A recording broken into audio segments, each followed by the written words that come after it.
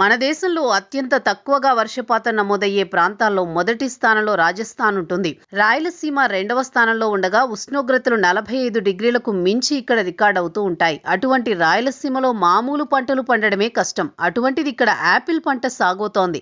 మన దేశంలో హిమాచల్ ప్రదేశ్, జమ్మూ కాశ్మీర్లో మాత్రమే యాపిల్ పంట పండుతుంది. ఎందుకంటే ఈ పంటకు అతి స్వల్ప స్థాయిలో ఉష్ణోగ్రతలు నమోదు కావాలి. కానీ విపరీతమైన ఎండ, తక్కువ వర్షపాతం నమోదయ్యే రాయలసీమలో యాపిల్ పంట పండిస్తూ ఔరా అనిపిస్తున్నారు ఈ రైతు.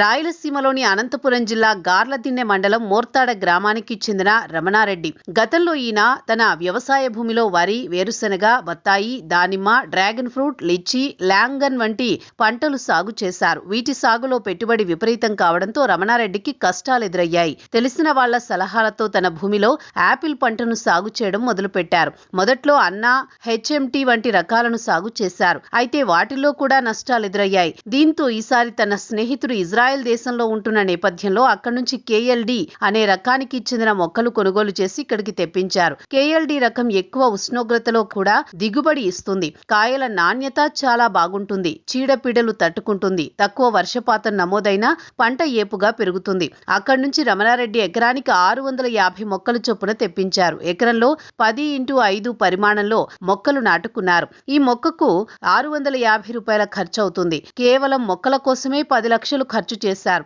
ఏడాది వయసులో యాపిల్ మొక్కలు కాయలు కాస్తాయి. ఈ కాయలకు ప్రస్తుతం మార్కెట్లో విపరీతమైన డిమాండ్ ఉంది. రమణారెడ్డి తాను పండించిన యాపిల్ కాయలను బెంగళూరుకు ఎగుమతి చేస్తున్నారు. రిలయన్స్ మోర్ నిర్వాహకులు రమణారెడ్డి పండించిన యాపిల్ కాయలు కొనుగోలు చేస్తున్నారు. ఏ గ్రేడ్ కాయలకు టన్నుకు 1,70,000, బి గ్రేడ్ కాయలు టన్నుకు 1,20,000 చెల్లిస్తున్నారు. రమణారెడ్డి యాపిల్ సాగుతో తన అనుభవాన్ని రైతులకు చెబుతున్నారు.